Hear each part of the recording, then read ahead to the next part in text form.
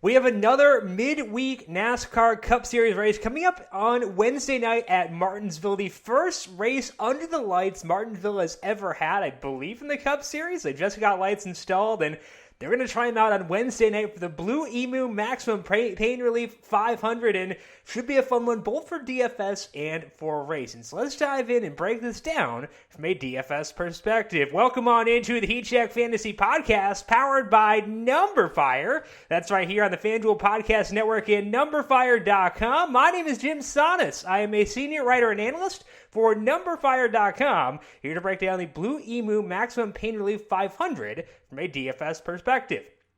If I sound kind of weird, it's because I was just at the dentist and do not have full feeling in my mouth. I can't move my lower lip, so we're going to work our way around this. Jordan had the flu game.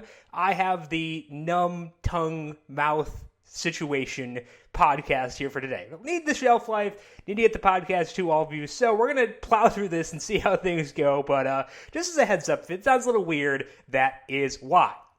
Lock for Wednesday night's race is at 7 p.m. Eastern Time, and the starting order was set last night, which means that we already have all the info we need to fill out lineups. So as you are listening to this podcast, you can fill stuff out. Usually when I talk to you, I have not filled out any lineups yet, but that is not the case for this one. I have been filling out lineups. I found some that I like, and we'll go through what's been working out well in the tier-by-tier breakdown. But first, the PGA is back in a big way this weekend with a massive daily fantasy contest on FanDuel. This week's Mega Eagle contest includes $1 million in total prizes, with first place netting $100,000. Best of all, it is only $7 to enter.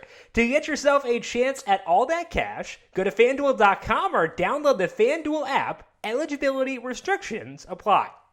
Let's take a look at the track breakdown here for Martinsville, and we're going to have a similar line of thought here as what we had entering Bristol, and we need to emphasize laps led. That is a big key for this race, because Wednesday's race is 500 laps. That is 50 FanDuel points for laps led available at our disposal. That's a lot. We want as many of those points on our rosters as we can get. To look at this and to get an idea of how we want to fill out rosters, we're going to check out the 2017 and 2018 races at Martinsville. 2019 had a rules package where passing was impossible, so Brad Keselowski and Martin Truex Jr. dominated the two races. It was bad racing. This year, they're going back to a package which is more similar to what they ran in 2017 and 2018. But before 2017, they didn't have stage racing, which bunches up the field a couple of times per race, and that does change the dynamic from a laps-led perspective. So 2017 and 2018 are our most relevant races. In those four races, between those 2 years, 10 drivers led at least 100 laps in a race. That is an average of 2.5 drivers per race. 3 drivers led at least 200 laps, and Joey Logano led more than 300 laps in the fall of 2018. So you are not going to win a tournament if you don't have those drivers on your roster, and it's going to be tough to even cash if those guys are popular enough. So we need to emphasize laps led. That should be pretty clear here.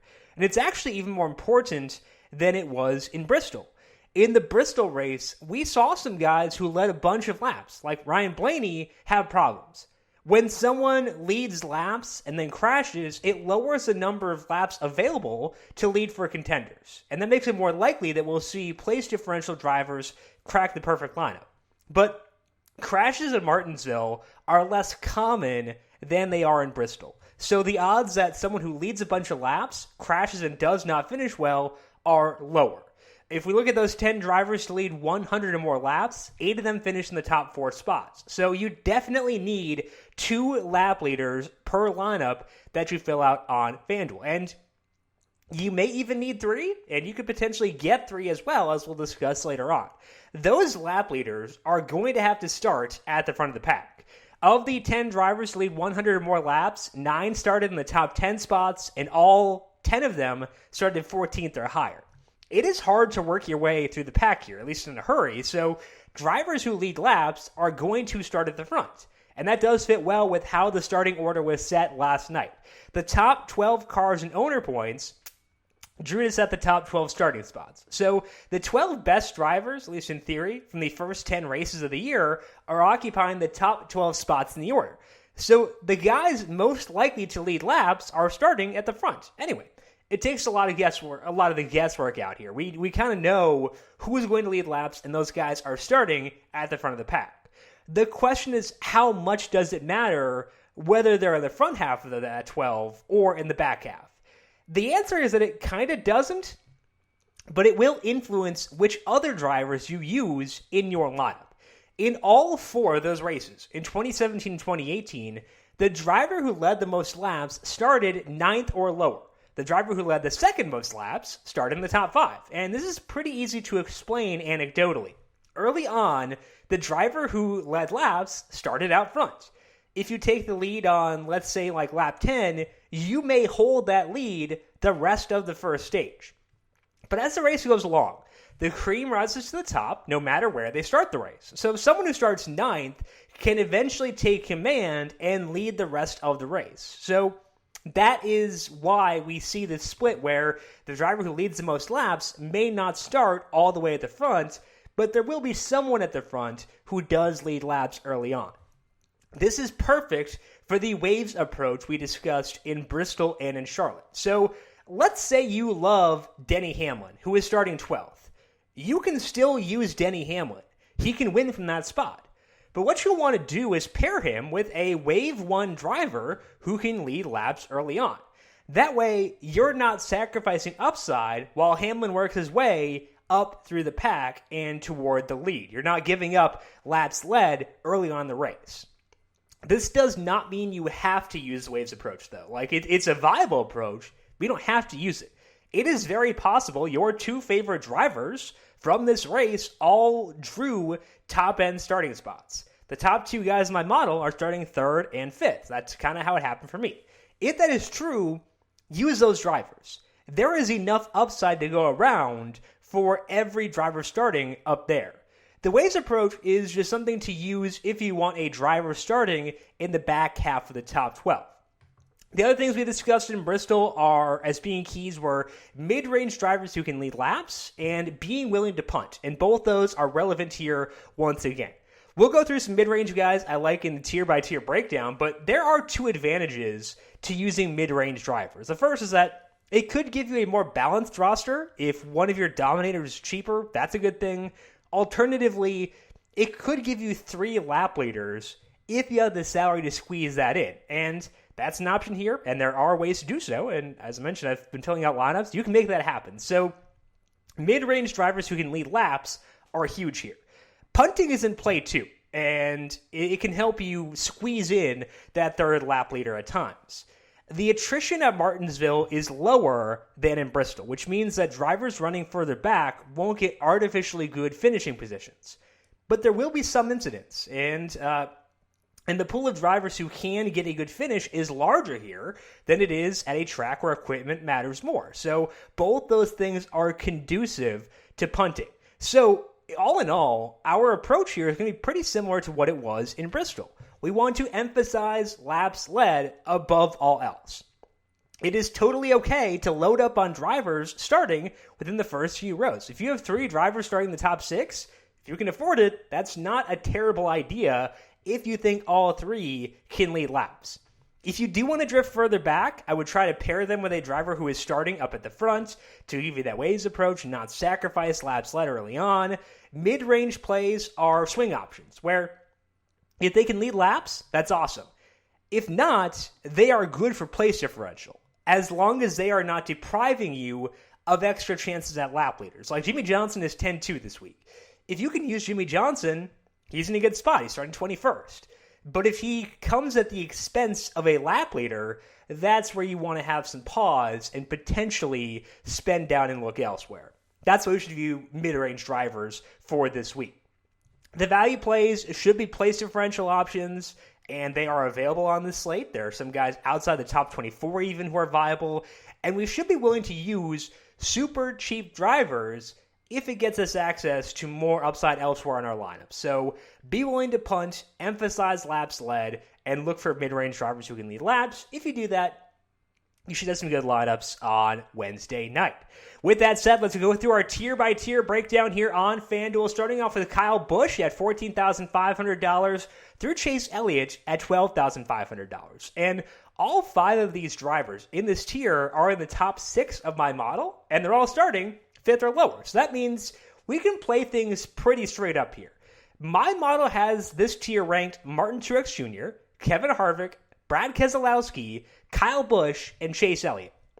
I think that I'm a bit higher on Keselowski than what my model is, and that may make him my favorite driver in this bunch. Keselowski is starting 6th, which means he is on the outside row alongside Truex, outside 3rd row. Keselowski, 2 career wins here. He has not finished outside the top 10 since 2015, and the last time he finished outside the top 10, he led 143 laps before crashing later. So that's good. The track history is very good. We know the form is good too. So I think Keselowski may be the highest ranked guy in this tier for me, but it is pretty close, and there are some guys in the second tier I may wind up liking even more than Keselowski. I am okay putting Truex second ahead of Kyle Busch. He has 5 top 10s and 4 top 5s in the past 5 races at this track, and that includes his dominant race last fall. Busch is super consistent, and he leads a ton of laps. I just feel more comfortable being high on Truex than high on Busch, given the way things have gone for them recently. So Truex over Busch for me. My model does like Harvick, but I think I'm going to put him a hair below Chase Elliott. They are both starting deeper in the pack, 10th and 11th respectively, and Harvick doesn't tend to lead a bunch of laps here, so I'm going to put him below Elliott, which makes my ranking of this tier be Keselowski, Truex, Kyle Busch, Chase Elliott, and Kevin Harvick. The second tier on FanDuel is Joey Logano and Denny Hamlin at $12,000 through Jimmy Johnson at $10,200, and in this tier are 3 of my favorite drivers at any salary for this race. Those are Joey Logano, Ryan Blaney, and Denny Hamlin. Let's talk about Logano and Blaney first because they are the quote-unquote Wave 1 drivers. Blaney's on the pole, Logano's starting 3rd, and Blaney's only $11,500. He fits in really well with our discussion of trying to find cheap-ish drivers who can lead laps. Blaney has had a top 5 average running position here in 3 of the past 4 races. He led 145 laps in one of those. So really good history here at Martinsville. As for Logano, he is the highest ranked driver in my model, regardless of salary. He's only $12,000. He's not as consistent as guys like Keselowski here, but he has led at least 200 laps in a race here twice. He won in the fall of 2018 and led 309 laps in that race. He also won in Phoenix, the only other race at a short flat track this year. So I will have a lot of lineups where I pair Logano and Blaney together, and sometimes they'll even give you enough salary flexibility where you can jam in a 3rd stud. Enter Denny Hamlin because he is perfect as a Wave 2 driver starting back in 12th. Hamlin is a 5-time winner at this track, and he has 3 straight top 5 finishes. He is supposed to be at his statistical peak this year, with this being his age 39 season, so that bodes well for him here. So after the draw, this tier is really, really good, with Blaney, Hamlin, and Logano all being among my favorite plays for this race. After them would be Jimmy Johnson. He's 10-2. Johnson is someone you can really use only if you've already got 2 studs who can lead laps already locked in, but you can fit him in with them. As mentioned, filling out lineups, that it's not that hard to get Johnson in there at times. He's starting 21st, so the place differential upside is there. He hasn't been as good at Martinsville recently, but Hendrick has been a lot better recently, and the current form here is elite. So I think that, to me, this tier is Blaney, Logano, Hamlin, Johnson, Kurt Busch, Alex Bowman in that order. The mid-range options on FanDuel are Clint Boyer at $10,000, through Matt DiBenedetto at $8,000, and a lot of guys in this tier are starting near the front. I want to touch quickly on Boyer, who is starting 4th. This is a really good track for Clint Boyer. He won here in 2018, and he has had a top 10 average running position in 4 of the past 5 Martinsville races. He has also been pushing for wins and leading laps at times this year. Just hasn't really had everything click for a full race just yet. So Boyer is not out of play, and I think that he is actually a pretty high-quality pivot off of Ryan Blaney. But I would rather go with the place differential guys in this tier, personally, because I do like Blaney so much, pushing me away from Clint Boyer at the front. The same line of thought does apply for Eric Almirola, though he also has a pair of top 10 average running positions here in the past 2 years. So Boyer and Almirola are in play, but if you're doing like 10 lineups and you don't get there, I don't think that's the end of the world. So 10 lineups, don't need to go there. If you're doing more, sprinkle them in. But to me, Blaney is really the mid-tier guy you want at the start of the pack. My favorite driver in this tier, and this will not be a shock to most of you, is Matt DiBenedetto. A big part of the reason that I like DiBenedetto is that he's starting 19th, so place differential upside is definitely in play there. He had a 14th place average running position in this race last year, so he can get around this track, and he's cheap at $8,000. So I like DiBenedetto. The second guy for me in this tier is William Byron. Byron finished runner-up here last year. He had a 5th place average running position, so he's starting 15th, and he's probably not going to attract a ton of attention from a popularity perspective unless people focus on that fall race last year. But I do think that Byron is interesting. I think he's got an outside shot to win, given how good the Hendrick cars are here. So to me, it's DiBenedetto first, followed by Byron. I would put Boyer third, though, again, he's in a specific build, and then Almirola. And I'm just lower on Eric Jones and Tyler Reddick, and I think that's kind of the big takeaway from this tier. Jones tends to struggle here. Reddick has not run this track in a series higher than the Truck Series. Never finished better than 5th here in that series. And if we're looking at the Truck Series, there are cheaper drivers who actually won here and have better history at Martinsville in the Truck Series than Reddick. So if I'm going to bank on Truck Series form at Martinsville, I'm going to go cheaper than a guy like Reddick, who is $8,200. And I'll put Jones and Reddick lower on my list as a result of that. The value plays are Matt Kenseth at $7,800 through Chris Buescher at $6,500. And this is a really good tier. Whereas I'm not super into the tier above this, I do like the value range. And I think there are a lot of drivers we can feel good about. My favorite here is Austin Dillon. He is starting 22nd. So place differential upside is there, and he's also been running well recently. This is at least a decent track for him. He had a 12th place average running position here in the spring race last year, so at $7,300, he gives you a realistic shot at a top 10 finish and some place differential points along the way. That will work for me. So Austin Dillon, definitely someone I am okay targeting at $7,300. Christopher Bell starting 32nd. That is the deepest in this tier by a pretty wide margin. And he is similar to Reddick, where he has not run here above the Truck Series yet. But Bell was good here in the Truck Series. He led 96 laps, finished 3rd in 2017. He's starting 32nd, whereas Reddick is starting 14th. And Bell is also $1,200 cheaper. So I like Bell despite the lack of experience at this track. He and Dillon will both be key value plays, and I want to explain that's why I like Bell more than Reddick, even though they have some of the same detractions from them. Chris Buescher drew 24th, which is enough to make him interesting. He has had a really rough stretch since the end of the COVID-19 layoff, but he did have 3 top 13 finishes here with JTG Doherty Racing, now in better equipment. He's only $6,500, so I like Buescher quite a bit at $6,500, a little bit cheaper than Bell and then Dillon. So this tier to me is ranked Austin Dillon, Christopher Bell, Chris Buescher, Ryan Newman, and Matt Kenseth. I am willing to use any of those drivers, whether it's in the same lineup or as a way to differentiate, and I think I like this tier quite a bit more than the tier above it. So the value plays here are really good, which should make you able to afford Jimmy Johnson and able to potentially get a 3rd lap leader in your lineup. The punting tier is also pretty good. That's Ricky Stenhouse Jr. at $6,200 on down, and there are a couple of intriguing guys here. My favorite ones are Cole Custer, Ryan Preece, Bubba Wallace, and John Hunter Nemechek. Custer ran here in the Truck Series, finished 4th in 2015, 7th in 2016. He actually led 96 laps in the first of those 2 races, so like Bell, was running out front. He is starting 27th, and he is $6,000. As for Ryan Preece, he is a modified driver, which means he has a lot of history at Martinsville. I believe he's a former winner here in the modified series. I think it was like back in 2008 or so, though. Priest was not great here last year, but he wasn't terrible. Starting 28th, average running positions last year were 21st and 19th. He's $5,500. I'm okay taking a spin at that.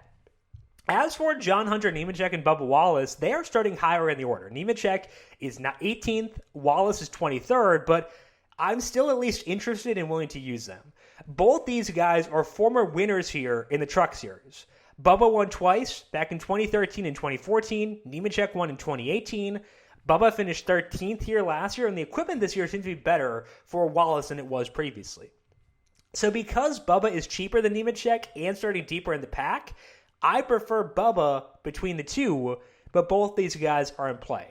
Once you consider starting position and salary of these guys, I would rank this tier Custer 1, Bubba 2, Nemechek 3, Priest 4, but I'm willing to use all of them personally. So, okay with any of them, but I think that Custer, Bubba, Nemechek, Priest, in that order, are my favorites here. Ty Dillon also at least in play at $5,000. That is all we have for the tier-by-tier breakdown. Let's finish up with picks to win for this week. We hit on Kevin Harvick last week, so feeling good. We're going to go back to the model this week and see what it likes, and it likes Joey Logano. Joey Logano starting third, $12,000. He is plus 950 at FanDuel Sportsbook. I think that's pretty long. I do like Harvick, too, at 12-1, so a couple potential bets there on Logano and Harvick, but Logano is the official pick for the podcast. Among the guys at $10,000 or cheaper, I don't really like anybody to win, to be fully honest. So I'm going to go Eric Almirola. Again, a couple of good runs here in the past with Stewart Haas Racing and starting second. So Almirola the pick, but in reality, I think if you're looking for potential dominators, it really is the guys, mostly Blaney on up, who I think have the best odds to lead this race, lead a bunch of laps, and potentially get that checkered flag as well. That is all that we have for today. Thank you for bearing with me with the weird speech problems. Hopefully things are cleared up by this afternoon when we record covering the spread, talking some golf with Brandon Gadula. We also had Brandon yesterday on the Heat Check to preview the Charles Schwab Challenge. That's here in the same feed you are listening to right now, the numberFire Daily Fantasy Podcast feed. If you want to get Brandon's thoughts on the Charles Schwab Challenge, make sure you check out the numberFire Daily Fantasy Podcast feed wherever you get your podcasts. If you have any questions for me, I am on Twitter at JimSannes, JimSannes. You can also follow the FanDuel Podcast Network at FanDuel Podcast. Big thank you to Calvin Theobald, our video producer, for running the video side of things here today and putting this full video up on the FanDuel YouTube page as well. And I think most of our podcasts are going up there too, so make sure you are subscribed to the FanDuel YouTube page. And thank you, Cal, as always. Finally, a thank you to all of you for tuning in for today and dealing with my inability to speak and need to swallow my spit fairly often. I appreciate your patience. I appreciate you tuning in, and hopefully you can parlay all this into a good run on Wednesday night. We'll talk to you again on Friday to preview Sunday's race in Homestead. This has been the Heat Check Fantasy Podcast powered by numberFire.